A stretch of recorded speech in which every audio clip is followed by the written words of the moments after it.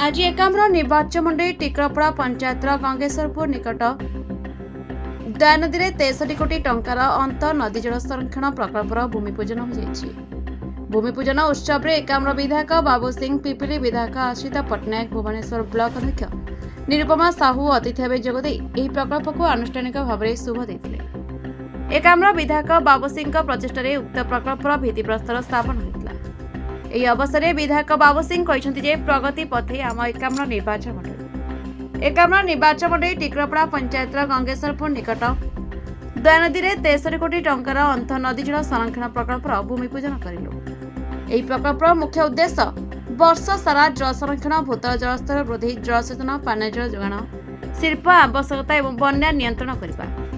ଅନ୍ତଃ ନଦୀ ଜଳ ସଂରକ୍ଷଣ ପ୍ରକଳ୍ପର ମୁଖ୍ୟ ବିଶେଷତା ହେଉଛି ନଦୀରୁ ବୃଥାରେ ଯାଉଥିବା ଜଳକୁ ସଂରକ୍ଷଣ କରିବା, କୃଷି କ୍ଷେତ୍ରରେ ଜଳସେଚନ, ଗ୍ରାମାଞ୍ଚଳ ଏବଂ ସହରାଞ୍ଚଳରେ ପାନୀୟ ଜଳ ସୁବିଧା ଏବଂ ମତ୍ସ୍ୟ ବିକାଶ, ଭୂତଳ ଜଳସ୍ତର ବୃଦ୍ଧି କରିବା ଏବଂ ବନ୍ୟା ପରିସ୍ଥିତିକୁ ନିୟନ୍ତ୍ରଣ କରିବା।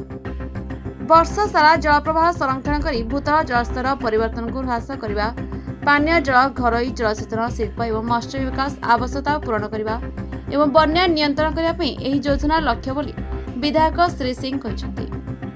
आज यह कार्यक्रम में समस्त सरपंच, समिति सभ्य, वार्ड सभ्य, मंडल सभापति अरुण पुरोहित, विभूति प्रधान समेत बहु संख्यक ग्रामवासी उपस्थित थे। भुवनेश्वर स्वर्णप्रभा नायक रिपोर्ट, एक्सप्रेस ओडिशा।